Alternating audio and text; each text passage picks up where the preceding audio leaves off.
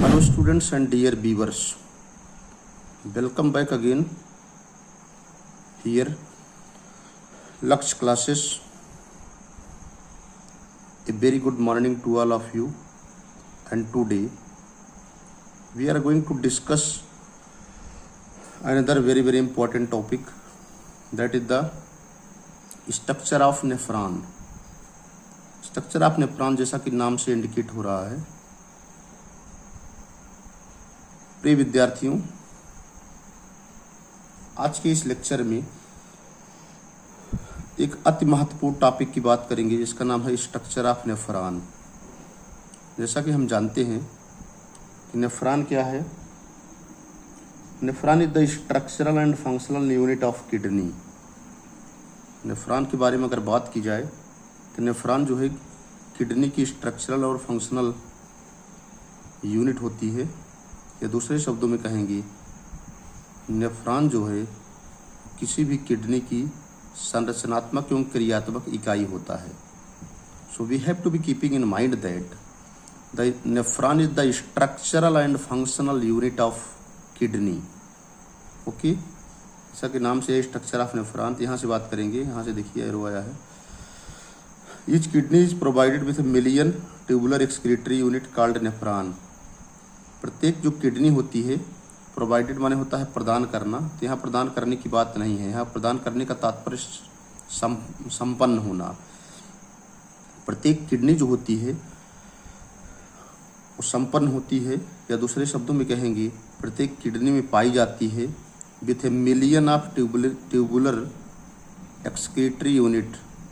Million माने होता है 10 लाख, ट्यूबुलर माने नलिकाकार, एक्सक्रीटरी माने उत्सर्जी, यूनिट माने इकाई, उसको कहते हैं nephron.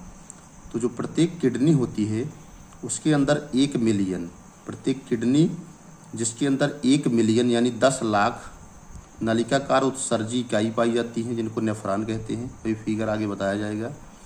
Single nephron is made up of 2 distinct part. एक अकेला नेफ्रॉन जो होता है वो 2 अलग अलग हिस्सों से बना होता है। पहले का नाम है ग्लोमेरुलस, ध्यान दीजिएगा। First one is the glomerulus, first part का नाम है ग्लोमेरुलस, ग्लोमेरुलस। और दूसरा है रीनल ट्यूब्यूल। फर्स्ट पार्ट का नाम है ग्लोमेरुलस। ग्लोमेरुलस क्या है? It is made up of tough capillaries. Glomerulus किससे बना होता है?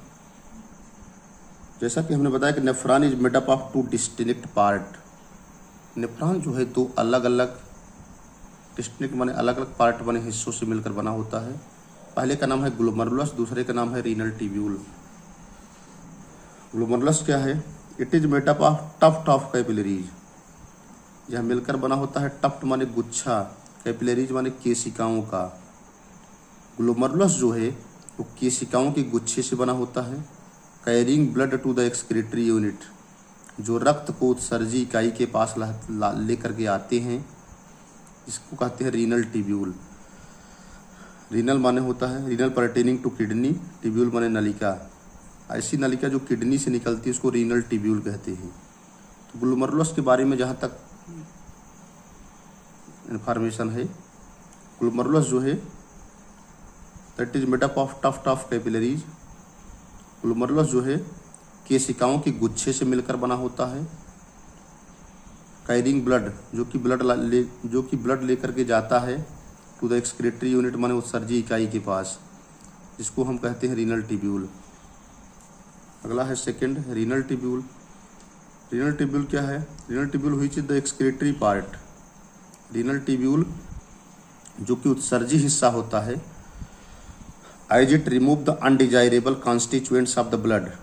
एज माने जैसे कि इट माने यह, रिमूव माने मुक्त करता है, अनडिजायरेबल माने अनवांछित, कॉन्स्टिट्यूएंट्स माने अवयव को, ऑफ द ब्लड माने रक्त को। तो रीनल ट्यूब्यूल जिसको हम उत्सर्जी नलिका कहते हैं, रीनल माने होता है किडनी, ट्यूब्यूल माने नलिका। रीनल ट्यूब्यूल जो है एक्सक्रीटरी पार्ट होता है। यह रक्त के अंदर से अनडिजायरेबल पार्ट्स, डिजायरेबल माने होता है ऐच्छिक, अनडिजायरेबल माने अनैच्छिक। तो ऐसे अनैच्छिक अवयव जिनकी रक्त में आवश्यकता नहीं होती है, इनको ये रक्त से बाहर निकालने का कार्य करते हैं। And the convert these into the urine, और फिर उसको यूरिन में कन्वर्ट करते हैं। अब ग्लोमेरुलस के बारे में डिटेल आगे बात करते हैं। Each glomerulus is made up of about 50 capillaries. प्रत्येक ग्लोमेरुलस लगभग 50 कैपिलरीज से बना होता है। विच आर बेंट यहाँ BENT है। बेंट का मतलब होता है कर्व्ड या घुमावदार, जो कि कर्व्ड या घुमावदार शार्ट लूप, शार्ट माने छोटी, लूप माने फंदे के रूप में पाई जाती है। Formed of a small tuft of blood vessel, जो कि एक छोटी रक्त वाहिकाओं के गुच्छे के रूप में पाई जाती है, जिसको ग्लोमेरुलस टफ्ट कहते हैं। The glomerulus tuft is caused by a cup shaped structure and termed Bowman capsule। Glomerulus tuft जो होता है वह एक कप शेप्ड स्ट्रक्चर के अंदर पाया जाता है, जिसको कहते हैं Bowman capsule. Which form the beginning of the renal tubule, और इसी बोमेन कैप्सूल के आगे से रीनल ट्यूब्यूल जो होती है प्रारंभ होती है। नेक्स्ट है रीनल ट्यूब्यूल। अगर हम रीनल ट्यूब्यूल की बात कर लें,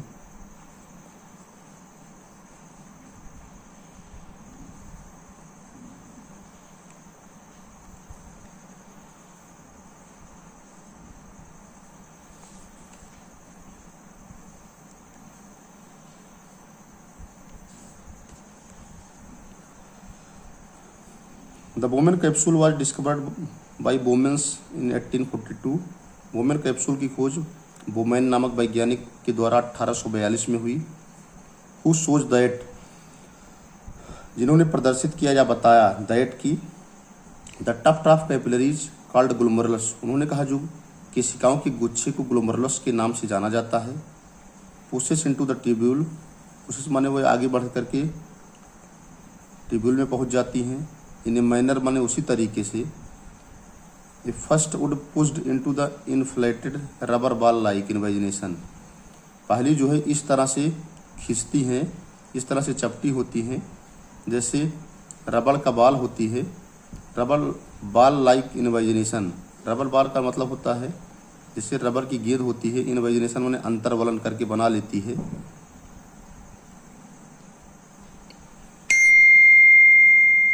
this form in the shape of capsule, ये बना लेते हैं शेप ऑफ द कैप्सूल, ठीक है। Which is double walled structure, जो कि दोहरी भित्ति की संरचना होती है अराउंड द ग्लोमेरुलस, ग्लोमेरुलस के चारों तरफ, जिसको हम बोमेन कैप्सूल कहते हैं। And the glomerulus together constitute the Malpighian tubule, Bowman capsule और Bowman capsule and the glomerulus together, Bowman capsule और ग्लोमेरुलस आपस में मिल करके बना लेते हैं मेलपिगियन कैप्सूल। इसके बाद जो रेस्ट रीनल ट्यूब्यूल होती है वो डिवाइड होती है 3 सेगमेंट्स में, ठीक है। आगे हम डिस्कस करते हैं next. Now we move forward.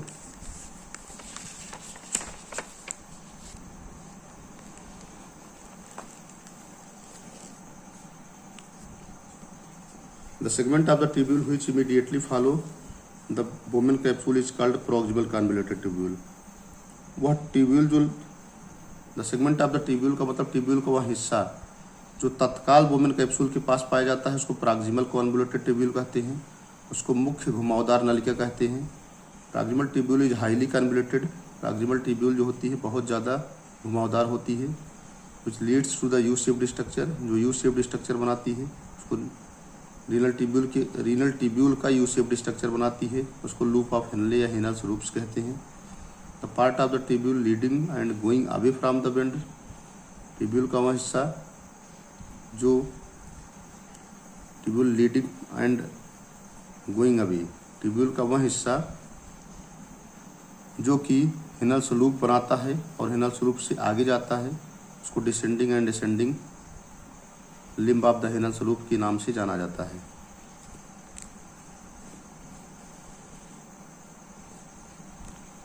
Ascending limb of the Henle loop is continued, जो एसेंडिंग लिम्ब होता है हेनल्स लूप का कंटिन्यू आगे बढ़ता रहता है। डिस्टल कन्वोल्यूटेड ट्यूब्यूल बनाता है। डिस्टल कन्वोल्यूटेड ट्यूब्यूल ओपन होती है कलेक्टिंग ट्यूब्यूल में। That part of the distal tubule which makes a junction with the collective tubule is called junctional tubule. बहुत सारे कलेक्टिंग ट्यूब्यूल यूनाइट होकर के बनाते हैं वेलनी। जो वेलनी होती है वो खुल जाती है कैलाइसिस में। कैलाइसिस माने मेजर कैलाइसिस और माइनर कैलाइसिस, जो कि फनल शेप्ड स्ट्रक्चर होते हैं, जो मेडुला के अंदर पाए जाते हैं किडनी की।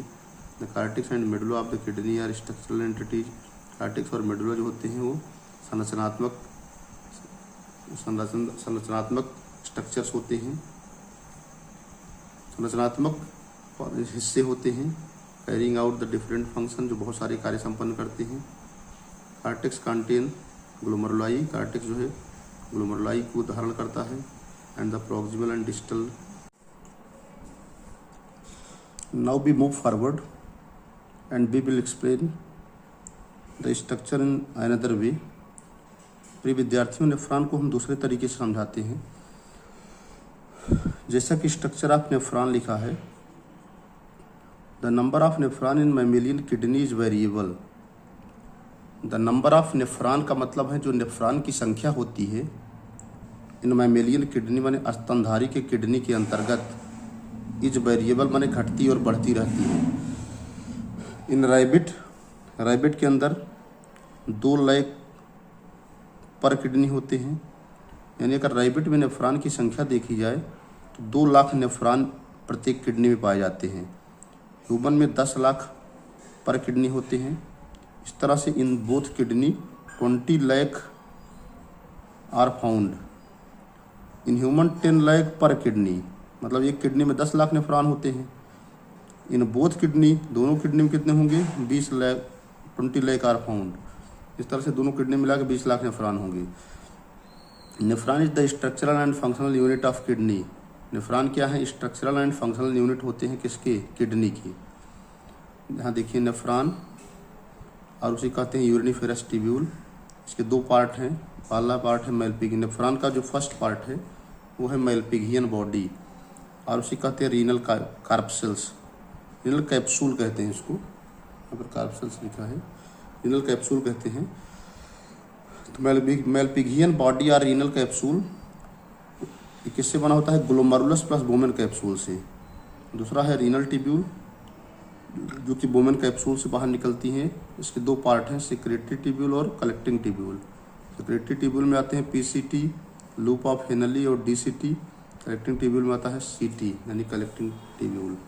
अब आगे मूव करते हैं, ध्यान दीजिएगा। डायग्राम आप देख रहे हैं, you can observe this particular diagram. इसमें हम बताएंगे स्ट्रक्चर ऑफ नेफ्रॉन पूरा डिटेल में। डायग्राम को ध्यान से देखिए।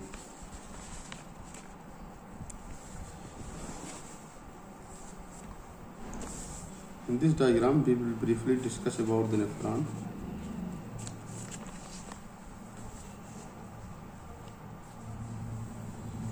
देखिए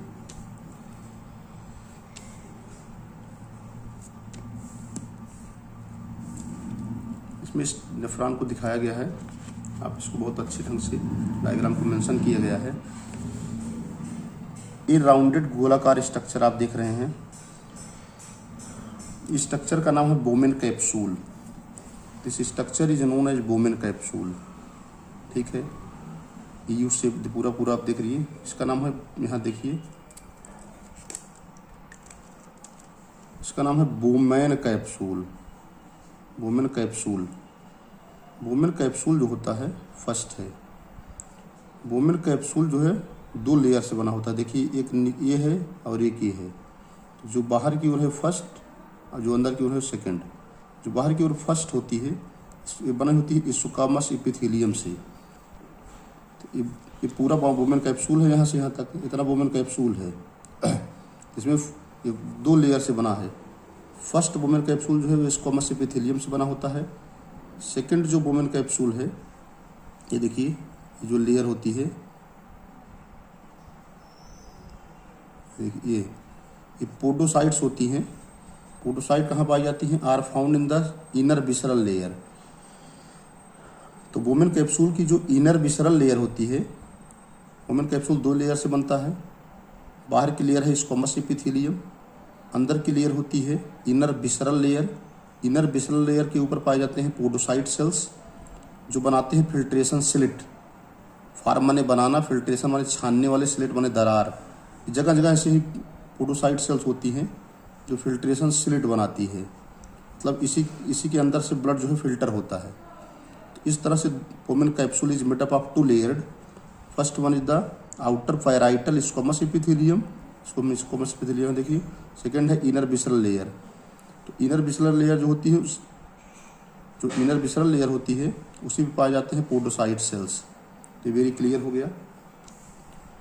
अब क्या होता है, ये चीज़ एकदम क्लियर हो गई कि वुमेन कैप्सूल जो है वो 2 लेयर से बना होता है। फर्स्ट वो लेयर है आउटर पैराइटल, पैराइटल माने बाहर की तरफ, पैराइटल माने जो होता है किनारे की तरफ पाई जाने वाली स्क्वैमस एपिथेलियम है। देखिए नंबर 1 स्क्वैमस एपिथेलियम फर्स्ट है, और सेकंड है inner visceral layer. Inner visceral layer, inner visceral layer के ऊपर पाई जाती है पोडोसाइट। पोडोसाइट बनाती है फिल्ट्रेशन स्लिट, जिसके द्वारा ब्लड का फिल्ट्रेशन होता है।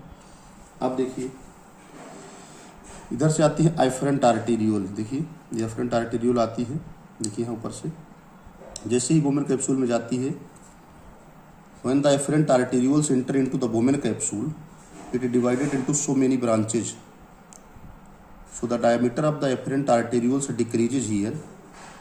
तो जैसे ही ये एफरेंट आर्टेरियल वुमेन कैप्सूल के अंदर जाती है, बहुत पतले पतले थिन ब्रांचेज में डिवाइड हो जाती है। इसको कहते हैं टफ टफ कैपिलरीज, इसको कहते हैं टफ टफ कैपिलरीज, और बनाते हैं इसको कहते हैं ग्लोमेरुलस टफ्ट। तो इस तरह से फर्स्ट वुमेन कैप्सूल और सेकंड जो है ये ग्लोमेरुलस टफ्ट, इन दोनों को मिला के बनता है मेलपिगियन बॉडी। यहाँ देखिए मेलपिगियन बॉडी बन गया। तो ये ग्लोमेरुलस टफ्ट है, ये वुमेन कैप्सूल है, अंदर ग्लोमेरुलस टफ्ट है, तो दोनों को मिला के बन जाता है। दोनों को मिलकर बनने वाली संरचना को मेलपिगियन बॉडी के नाम से जाना जाता है। अब ये एफरेंट आर्टेरियोल्स जो है वो ब्लड लेके आती है किडनी के अंदर, नेफ्रॉन के अंदर। जैसे ही एफरेंट आर्टेरियोल्स यहाँ से ब्लड लेके आएगी, तो ब्लड जो है यहाँ से यहाँ आएगा, तो इसका डायमीटर यहाँ पर बहुत कम हो जाता है, क्योंकि जो एफरेंट आर्टेरियोल्स है बहुत सारी थिन कैपिलरीज में डिवाइड हो जाती है। तो यहाँ पर ब्लड का प्रेशर हाई हो जाएगा, और ब्लड जो है इसी पोडोसाइट सेल्स के द्वारा फिल्टर हो जाएगा, क्योंकि यहाँ पर प्रेशर बहुत ज़्यादा होता है। And the filtration of blood occurs due to the high pressure, so it is known as ultra filtration. इसको हम आगे बात करेंगे, अभी स्ट्रक्चर आप नेफ्रॉन की बात कर रहे हैं। फिर इफरेंट आर्टेरियोल्स के रूप में बाहर निकलेगी ये वेसल, देखिए इफरेंट आर्टेरियोल्स के रूप में निकलेगी, फिर ये बाहर जाएगी। ये देखिए ये वुमेन कैप्सूल के आगे यहाँ से रीनल ट्यूब्यूल स्टार्ट होती है, तो ये इफरेंट आर्टेरियोल्स जो है पीटीसी के रूप में, पेरी ट्यूबुलर कैपिलरीज के रूप में पूरी रीनल ट्यूब्यूल के चारों तरफ फैल जाएगी। Now the efferent arterioles going move forward and it will be scattered through out the renal tubule. पूरी रीनल ट्यूब्यूल जो है, जो सर्जी नलिका उसके चारों तरफ लिपट जाएगी और बना लेगी पीटीसी, पेरी ट्यूबुलर कैपिलरीज के रूप में। तो यहाँ तक तो वुमेन कैप्सूल हो गया, ये ग्लोमेरुलस हो गया नंबर 1, ये हो गया वुमेन कैप्सूल। अब यही वुमेन कैप्सूल से यहाँ से स्टार्ट होगी रीनल ट्यूब्यूल। रीनल ट्यूब्यूल का फर्स्ट हिस्सा होता है पीसीटी, उसको कहते हैं प्रॉक्सिमल कन्वोल्यूटेड ट्यूब्यूल। इसका पीसीटी के अंदर पाई जाती है सेल्स का नाम है ब्रश बार्डर सेल। इस सेल का नाम है ब्रश बार्डर। ये रीजन जो है, ये क्षेत्र जो है पीसीटी का है, इतना क्षेत्र पीसीटी है, यहाँ से लेकर के यहाँ तक का क्षेत्र पीसीटी है। इसको कहते हैं प्रॉक्सिमल कन्वोल्यूटेड ट्यूब्यूल। इस पर मैक्सिमम वाटर एब्जॉर्बेशन होता है, 70 to 80% वाटर एब्जॉर्बेशन, या जितने भी मोस्टली एब्जॉर्बेशन होते हैं अल्ट्रा फिल्ट्रेशन के पश्चात वो पीसीटी में होते हैं। और एब्जॉर्ब किस मदद से होते हैं? ब्रश बार्डर सेल की वजह से, क्योंकि ब्रश बार्डर सेल क्या करती हैं? इंक्रीज करती हैं सरफेस एरिया। उसके बाद ये डिस्टल, उसके बाद ये देखिए यहाँ से यू शेप स्ट्रक्चर बनता है, इसको कहते हैं लूप ऑफ हेनले लूप्स। ये डीएल है, उसको कहते हैं डिसेंडिंग लिम्ब। और उसके बाद देखिए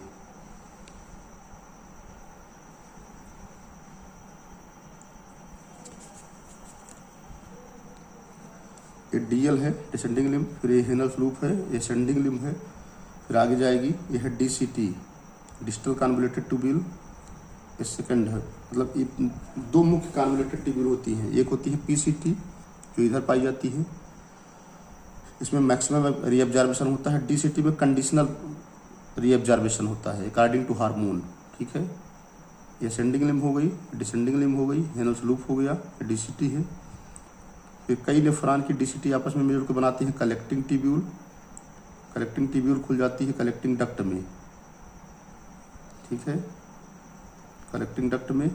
कलेक्टिंग डक्ट खुल जाती है वेलिनी डक्ट में, फिर वेलिनी डक्ट खुल जाती है माइनर काइलेसिस में, माइनर काइलेसिस खुल जाती है मेजर काइलेसिस में। आगे यहाँ से देखिए, यहाँ तक कलेक्टिंग डक्ट का आपको पता ही चल गया है। कलेक्टिंग डक्ट खुलती है वेलिनी डक्ट में। आगे देखिए, अब कलेक्टिंग डक्ट खुलती है वेलिनी डक्ट में, वेलिनी डक्ट खुलती है माइनर काइलेसिस में, माइनर काइलेसिस मेजर काइलेसिस में, मेजर काइलेसिस खुलता है पेल्विस में, पेल्विस खुलता है यूरेटर में, यूरेटर खुलता है यूरिनरी ब्लैडर में, यूरिनरी ब्लैडर खुलता है यूरेथ्रा में। दैट जो यूरेथ्रा के द्वारा जो है यूरिन जाती है आउटसाइड ऑफ द बॉडी, ठीक है। तो अगर हम इसको पूरा का पूरा हम बताएं, पूरा का पूरा आपको समझना हो, तो सबसे पहले यहाँ से स्टार्ट करेंगे वुमेन कैप्सूल से। वुमेन कैप्सूल में अल्ट्रा फिल्ट्रेशन होगा, अल्ट्रा फिल्ट्रेशन के पश्चात फिल्ट्रेट पहुँचेगी पीटीसी। पीसीटी में होता है प्रॉक्सिमल कन्वोल्यूटेड ट्यूब्यूल, वहाँ से पहुँचेगी डिसेंडिंग लिम्ब में, डिसेंडिंग लिम्ब से असेंडिंग लिम्ब, असेंडिंग लिम्ब से डीसीटी, डीसीटी से CT collecting tubule, collecting tubule से कलेक्टिंग डक्ट, कलेक्टिंग डक्ट से वेलिनी डक्ट, वेलिनी डक्ट से माइनर काइलेसिस, माइनर काइलेसिस से मेजर काइलेसिस, मेजर काइलेसिस से pelvis, pelvis से ureter, ureter से urinary bladder, फिर urethra, urine going to the outside of the body. अब कुछ facts हैं, इसको आप समझ लीजिए, बहुत इंपॉर्टेंट फैक्ट्स हैं, को भी जानना बहुत ज़रूरी है, ठीक है। ये फैक्ट्स क्या हैं, ध्यान दीजिए।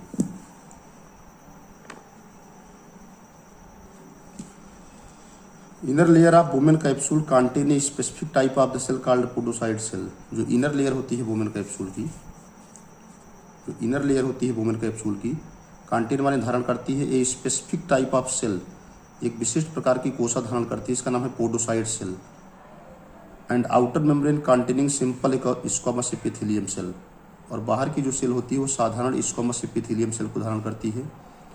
Renal artery which carry blood to the Bowman capsule, renal artery जो ब्लड लाती है वुमेन कैप्सूल में, which again breaks into the renal arteriole, जो पुनः जो है रीनल आर्टेरियोल में डिवाइड हो जाती है। डिफरेंट आर्टेरियोल, रीनल आर्टेरियोल्स के चारों तरफ फिर से ब्लड कैपिलरी बनाती है। डिफरेंट आर्टेरियोल ब्लड लाती है वुमेन कैप्सूल में, डिफरेंट आर्टेरियोल्स के द्वारा ब्लड बाहर निकलता है। डिफरेंट आर्टेरियोल्स रीनल ट्यूब्यूल के चारों तरफ फिर से ब्लड कैपिलरी बनाती है। ब्लड कैपिलरीज का जाल पूरे रीनल ट्यूब्यूल में चारों तरफ मौजूद होता है, इसे पीटीसी कहते हैं, पेरीट्यूबुलर कैपिलरीज के नाम से जाना जाता है। तो मिला करके जो रीनल ट्यूब्यूल है, ये एफरेंट आर्टेरियोल जो होती हैं वो रीनल ट्यूब्यूल्स के चारों तरफ ब्लड कैपिलरी बनाती हैं, और वह ब्लड कैपिलरीज पूरे के पूरे रीनल ट्यूब्यूल में जाल के ऊपर, रीनल ट्यूब्यूल के चारों तरफ जालवत जाल के रूप में फैली रहती हैं, उनको पेरीट्यूबुलर कैपिलरीज के नाम से जाना जाता है। यहाँ पर दो तरह की कैपिलरीज होती हैं। नंबर 1 टफ कैपिलरीज माने होता है कैपिलरीज का गुच्छा, इन द फॉर्म ऑफ ग्लोमरुलस, ग्लोमरुलस के रूप में होती हैं, वो तो वुमेन कैप्सूल के अंदर होती हैं। मतलब कैपिलरी दो तरह की होती हैं, एक तो कैपिलरी का गुच्छा होता है जो ग्लोमरुलस के रूप में होता है, वुमेन कैप्सूल के अंदर होता है। दूसरा है peritubular capillaries surrounding the renal tubule, जो रीनल ट्यूब्यूल के चारों तरफ होती हैं। Now let us move forward. अब आगे ध्यान दीजिए, कुछ चीज़ें और इम्पोर्टेंट फैक्ट्स बता दूं आपको।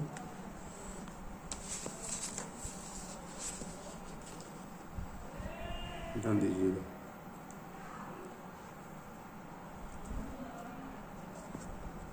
ठीक है। अब क्वेश्चन है, कुछ चीज़ें आपको याद रखना होगा। हेनल्स लूप आप जानते ही हैं, वो पाया जाता है मेडुला में। वुमेन कैप्सूल कहाँ पाया जाता है? कार्टेक्स में। अकॉर्डिंग टू पोजीशन, यहाँ ध्यान दीजिए, अकॉर्डिंग टू पोजीशन हेनल्स लूप कहाँ पाया जाता है? मेडुला में। वुमेन कैप्सूल कहाँ पाया जाता है? कार्टेक्स में। डिस्टल टर्बुलेटेड ट्यूब्यूल कहाँ पाई जाती है? वो वेरिएबल रहती है। इट इज बिलीव्ड दैट, यहाँ लिखा है how much part of nephron is in the medulla and cortex, ठीक है। जैसे क्वेश्चन कंपटीशन में आता है कि नेफ्रॉन का कितना हिस्सा मेडुला में पाया जाता है और कितना सा हिस्सा कॉर्टेक्स में होता है। हाउ मच माने कितना, पार्ट माने हिस्सा, नेफ्रॉन का कितना सा पार्ट जो है मेडुला में पाया जाता है और कितना सा पार्ट जो है वो कार्टेक्स में। तो इट इज़ बिलीव्ड दैट, ऐसा मानते हैं का, देखिए नेफ्रॉन दो तरह के होते हैं, यहाँ से समझिए। हेनल स्लूप जो है मेडुला में पाई जाती है, वोमेन कैप्सूल कार्टेक्स में पाया जाता है, डीसीटी जो है वेरिएबल होती है। तो इट इज़ बिलीव्ड दैट जो नेफ्रॉन है दो तरह के होते हैं, नंबर 1 कार्टिकल नेफ्रॉन, नंबर 2 है जक्स्टा मेडुलरी नेफ्रॉन। कार्टिकल नेफ्रॉन जो है 85% होते हैं, ज़्यादातर जो नेफ्रॉन होते हैं कार्टिकल नेफ्रॉन होते हैं।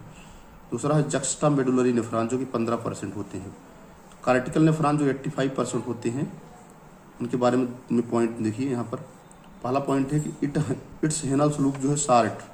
कार्टिकल नेफ्रॉन जो होती है उनकी जो हेनल स्लूप होती है बहुत छोटी होती है। देखिए डायग्राम, देखिए डायग्राम में आपको दिख रहा है, ये मेडुला है, ये कार्टेक्स है, ये है आपका हेनल स्लूप, ठीक है। तो इसका हेनल स्लूप देखिए इसी कार्टेक्स के अंदर तक ही सीमित है, देखिए यहीं तक सीमित है, हेनल स्लूप यहीं तक है, ये मेडुला में नहीं फैला है। इसका हेनल स्लूप जो है शार्ट होता है। तो जितने भी कार्टिकल नेफ्रॉन होते हैं उनकी हेनल स्लूप शार्ट होते हैं। दूसरा है Bowman capsule found upper part of the cortex. देखिए इसका जो वोमेन कैप्सूल है, देखिए यू शेप्ड है, ये कार्टेक्स के अपर पार्ट में पाई जाती है। तो कभी कभी कंपटीशन में क्वेश्चंस पूछते हैं कार्टिकल नेफ्रॉन की स्थिति क्या है। कार्टिकल नेफ्रॉन ऐसे नेफ्रॉन होते हैं, ज़्यादातर नेफ्रॉन कार्टिकल होते हैं, ठीक है। इसका हेनल स्लूप शार्ट होती है कार्टिकल नेफ्रॉन की, देखिए छोटी है, मेडुला केवल कार्टेक्स तक फैली हुई है। और इसके वोमेन कैप्सूल जो होते हैं वो अपर पार्ट में पाए जाते हैं कार्टेक्स के, ठीक है। दूसरा है जक्स्टा मेडुलरी नेफ्रॉन, ठीक है। जक्स्टा मेडुलरी नेफ्रॉन के बारे में नोट कर लीजिए। जक्स्टा मेडुलरी नेफ्रॉन जो 15% पाए जाते हैं। जक्स्टा मीन्स होता है साइड यानी जंक्शन, मेडुलरी मीन्स होता है medulla. The nephron which is found in the junction of medulla. ऐसे नेफ्रॉन जो मेडुला के जंक्शन में पाए जाते हैं उनको जक्स्टा मेडुलरी नेफ्रॉन कहते हैं। इनकी खासियत देखिए, जक्स्टा मेडुलरी नेफ्रॉन की कैरेक्टरिस्टिक फीचर देखिए। ये देखिए कार्टेक्स रीजन है और अंदर का मेडुला रीजन है। तो इसके जो Bowman capsule are found at the junction of medulla. देखिए ऊपर वाला कार्टेक्स रीजन है, ये सी माने कार्टेक्स, और नीचे मेडुला है, इसका जंक्शन यही है। कार्टेक्स, ये कार्टेक्स है, अंदर मेडुला है, तो इसका जंक्शन यही है। तो जहाँ पर जंक्शन होता है, Bowman capsule are found at the junction of medulla, जहाँ कार्टेक्स और मेडुला का जंक्शन होता है वही वोमेन कैप्सूल पाए जाते हैं।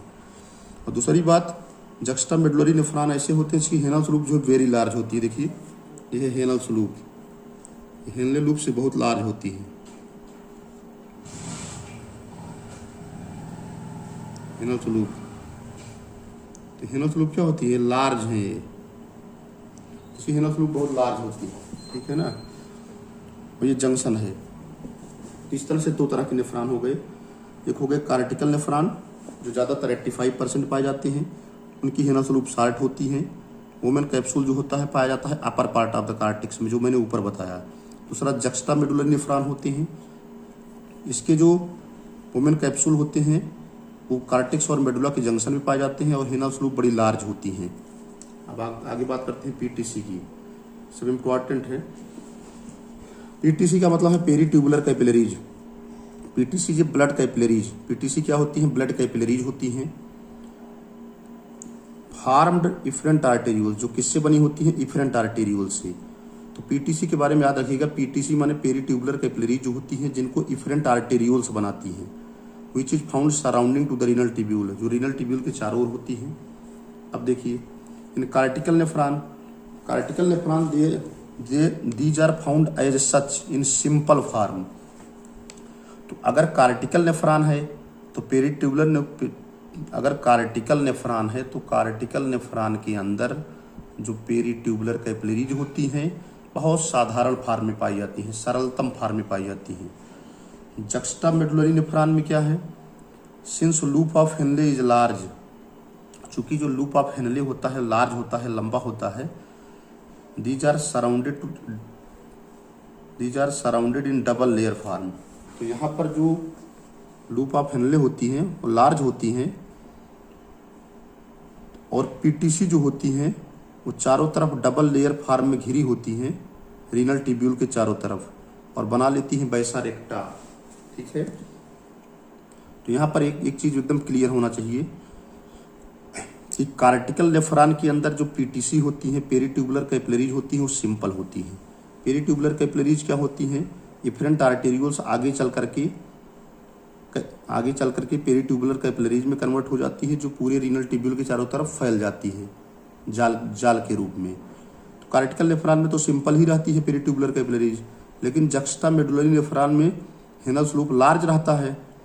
चूँकि लार्ज रहता है हेनल स्लूप, तो हेनल स्लूप के चारों तरफ जो है पीटीसी के रूप में फैल जाती है। तो ये जो पेरीट्यूबुलर कैपिलरीज होती है ना, ये डबल लेयर बनाती है और उस हेनल स्लूप की यानी रीनल ट्यूब्यूल की चारों तरफ फैल जाती है और बना लेती है वैसा रेक्टा। वैसा रेक्टा क्या है, बहुत इंपॉर्टेंट है। वैसा रेक्टा के बारे में क्वेश्चन आता है, is a long form of peritubular capillaries. Vasa recta क्या है? Vasa recta is a long form of peritubular capillaries. Vasa recta जो है पेरीट्यूबुलर कैपिलरीज का लंबा स्वरूप है, in double layer form around the Henle's loop. Peritubular capillary जो होता है दोहरे परत के रूप में हेनल स्लूप के चारों तरफ पाई जाती है और बना लेती है वैसा रेक्टा। ठीक है, यहाँ से क्वेश्चंस और आते हैं कंपटीशन में।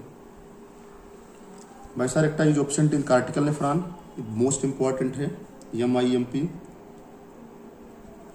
एग्जाम में आता है। वैसा रेक्टा जो होती है एब्सेंट होती है कार्टिकल नेफ्रॉन में। वैसा रेक्टा प्रेजेंट होती है जक्स्टा मेडुलरी नेफ्रॉन में। कार्टिकल नेफ्रॉन में जो है हेनल स्लूप छोटे होते हैं, इसलिए वैसा रेक्टा एब्सेंट होती है। जक्स्टा मेडुलरी नेफ्रॉन में हेनल स्लूप बड़े होते हैं, इसलिए वैसा रेक्टा जो उनके चारों तरफ पाई जाती है। एक पॉइंट और यहाँ पर बहुत इंपॉर्टेंट है, मोस्ट इंपॉर्टेंट। ठीक है, DCT ऊपर से होकर गुजरती है, जहाँ पर यह एफरेंट आर्टेरियोल को टच करती है वहाँ पर एक स्ट्रक्चर बनता है, इसे कहते हैं जक्स्टा ग्लोमुलर कॉम्प्लेक्स। DCT ऊपर से होकर गुजरती है और जहाँ पर यह एफरेंट आर्टेरियोल्स के टच में आती है वहाँ पर एक स्ट्रक्चर बनता है जिसका नाम है जक्स्टा ग्लोमुलर कॉम्प्लेक्स, कहते हैं JGC कॉम्प्लेक्स नेफ्रॉन बनता है। इसको दिखा दें, बहुत इंपॉर्टेंट स्ट्रक्चर है ये देखिए, यहाँ पर देखिए, ये है juxta glomerular complex, juxta glomerular JGC। ये देखिए DCT ये जा रही है ऐसे ऐसे, ये जा करके एफरेंट आर्टेरियोल से जहाँ पर टच करती है उसी को बोलते हैं JGC बनता है, JGC जक्स्टा ग्लोमुलर कॉम्प्लेक्स, बहुत इंपॉर्टेंट है। ये DCT देखिए जा रही है ऐसे जा करती है, जहाँ पर एफरेंट आर्टेरियोल से टच करती है उसको कहते हैं JGC जक्स्टा ग्लोमुलर कॉम्प्लेक्स, बहुत इंपॉर्टेंट है। ठीक है, अब आगे देखिए, इतनी सारी बातें क्लियर हो गई। Now let us move forward. तो इस तरह से DCT ऊपर से गुजरती है, जहाँ पर एफरेंट आर्टेरियोल्स के टच में आती है वहाँ एक स्ट्रक्चर बनता है जिसे कहते हैं जक्स्टा ग्लोमेरुलर कॉम्प्लेक्स, बहुत इंपॉर्टेंट है। आगे थोड़ी सी बात और कर लेते हैं, फिर कंप्लीट हो जाएगा। ठीक है, now let us move forward. वैसा रेक्टा क्या है? Vasa recta is modified peritubular capillaries. Vasa recta क्या है? मॉडिफाइड रूपांतरित पेरीट्यूबुलर कैपिलरीज हैं। Vasa recta is modified peritubular capillaries found around the Henle's loop. Vasa recta जो है पेरीट्यूबुलर कैपिलरीज का मॉडिफाइड स्वरूप होता है जो हेनल स्लूप की चारों तरफ पाई जाती है। JGC क्या है? इट्स सेल्स, अभी मैंने बताया ना, its cells are the juxta glomerular cells. ठीक है, JGC अभी बताया ना, जक्स्टा ग्लोमेरुलर कॉम्प्लेक्स कहते हैं इसको, JGC है ये, C है, C juxta glomerular complex secrete करती है renin hormone. It is very important role in the urine formation, याद रखिएगा। JGC जो है, जब DCT जो है, वहाँ से कंपटीशन में बहुत क्वेश्चन पूछते हैं। जब DCT जो है नेफ्रॉन के ऊपर से गुजरती है और एफरेंट आर्टेरियोल्स में जाकर के मिल जाती है, तो DCT यानी डिस्टल कन्वोल्यूटेड ट्यूब्यूल ऊपर से जा करके जब एफरेंट आर्टेरियोल्स के जिस पॉइंट पर जंक्शन करती है वहाँ पर एक स्ट्रक्चर बनता है, उसका नाम है JGC जक्स्टा ग्लोमेरुलर कॉम्प्लेक्स। और जक्स्टा ग्लोमेरुलर कॉम्प्लेक्स सिक्रीट करता है रेनिन हार्मोन। इसकी बड़ी इंपॉर्टेंट भूमिका होती है यूरिन फॉर्मेशन में। सो that's all about the ultrastructure of nephron. I hope that all of you must be understand about the ultrastructure of nephron. इसमें मैंने पूरा अल्ट्रास्ट्रक्चर ऑफ नेफ्रॉन बताया, नेफ्रॉन के बारे में सारी चीज़ें मैंने आपको पॉइंट टू पॉइंट बताया। टाइप ऑफ नेफ्रॉन बताया, कार्टिकल नेफ्रॉन बताया, जक्स्टा ग्लोमेरुलर नेफ्रॉन बताया, PTC बताया, वैसा रेक्टा बताया। लगभग सारी चीज़ें क्लियर हो चुकी हैं इसमें से। ठीक है, कुछ पॉइंट्स और मेंशन करना है आपको। उसको मैं बता देता हूँ। जो सुबह मैं बता रहा था, यहाँ तक बात हो गई थी। ये सारी चीज़ें आपको क्लियर हो गई थी इस मॉर्निंग में, जो इससे पहले एक्सप्लेन कर रहे थे हम। जो रीनल पिरामिड्स होते हैं,